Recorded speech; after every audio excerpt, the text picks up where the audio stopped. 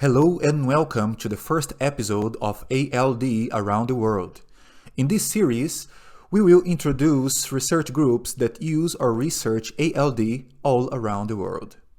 Today we are in the Netherlands at the University of Twente, a university that focuses on connecting technology, science and engineering to make an impact on the world around us. This is the university that hosts the Integrated Devices and Systems Group, where Dr. Kovalgin and Senior Engineer Aarnink are the ALD experts. Our group is called Integrated Devices and Systems, or in short, IDS. We study electronic and electromechanical components such as transistors, diodes, solar cells, and sensors. To fabricate all these, we obviously need suitable materials and technologies. We have been developing materials in the form of thin films since the 80s. Since the early 2000s, we design and build our own ALD equipment. Our group is quite different from other groups because we add unique features to ALD equipment, which are not readily available elsewhere. Our ALD reactors are equipped with a hot wire, which is a very local source of thermal energy. So we develop and study hot wire enhanced ALD processes. The reactive gas flows along a metal wire heated up to about 2000 degrees C. The wire is very hot and can crack molecules into radicals, just as a plasma does. Let me now explain how hot wire ALD of tungsten films works. We use tungsten hexafluoride, or WF6, and atomic hydrogen. In step 1, WF6 is introduced, reacting with substrate in a self-limiting manner. In step 2, the remaining WF6 gas is removed. After which, in step 3, atomic hydrogen is introduced. This reacts with fluorine, forming HF gas. In step 4, all gases are removed from the chamber, leaving pure tungsten film. We repeat these steps many times to achieve required film thickness, also in deep trenches. To develop our ALD systems, we start with clear understanding of what we want, followed by gathering first ideas. Then together with our workshop, we make a design in CAD. Finally, the reactor is built and attached to our home-built cluster tool. Hot wire ALD has several advantages. Sometimes it gives a better control of the process and film's quality. When, for example, plasma is used instead of hot wire, many unwanted parasitic reactions can occur. Hot wire performs better since it only cracks certain molecules and is easier to control. Hot wire is much easier and cheaper to implement in comparison to plasma. We don't need large and expensive plasma generators. Such a small hot wire can still do the job. In addition, hot wire allows to selectively grow tungsten. If you have a substrate on which different materials are present, with hot wire ALD, tungsten will only grow on certain materials and not everywhere. Regarding the applications, hot wire works great for growing metallic films.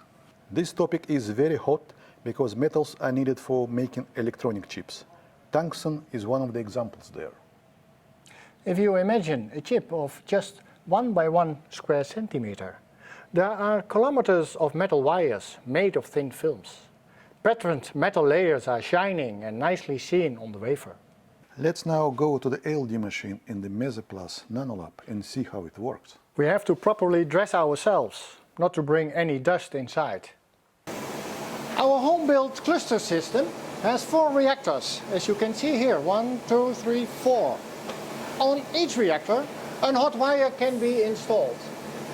We can deposit films of different materials in this reactor without breaking the vacuum. After receiving special training, our PhD and master students can operate the system. You may note that the as introduced wafer has blue color.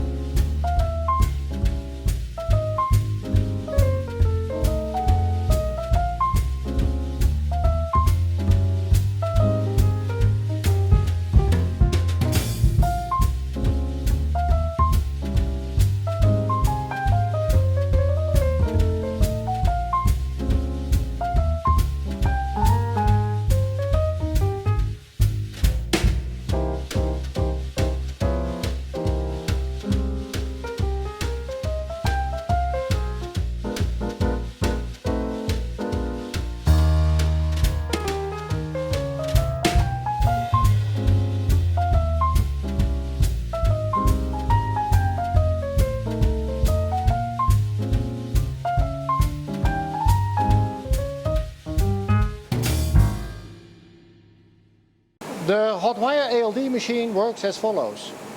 The temperature of the hot wire goes to 1800 degrees centigrade or higher to crack molecular hydrogen into atomic hydrogen, which is needed to create the metallic film. We can monitor the process in real time with in situ spectroscopic ellipsometry. With this technique, we can see on the PC screen the stepwise growth and the thickness of the film. Additionally, with our unique infrared spectroscopy setup, we can measure in real time which gases are present in the reactor and in what quantities. It's useful because in situ monitoring can speed up our experiments. Because we don't have to stop the process and to remove the wafer every time when we, for example, want to measure the film thickness. And with the infrared setup, we can optimize ALD in real time. We can also measure byproducts, which can indicate deposition mechanisms. The process has been finished. Now you see that color of the wafer after deposition has changed from blue to metallic. This means that a metal has been successfully deposited. For companies, it can be quite costly to carry out experiments in their own industrial environment. So they come to us and they make use of our small-scale model reactors that are designed to be scaled up easily. We have several patents filed by our industrial partners covering reactor designs and film deposition aspects. Our main industrial partner is ASM International, a leading supplier of semiconductor process equipment. ASM is very interested in the development of new advanced deposition methods and tools. From our collaboration, they obtain new knowledge on ALD equipment, deposition chemistry, and film deposition recipes. We have many ALD colleagues around the world, and except industry, have many collaborations with universities. Our specialty is to design and building unique equipment and implementing novel approaches to film deposition. The IDS group is an excellent place for students who are interested in learning material science, technology, and applications. So, come to us. Yes, come to us.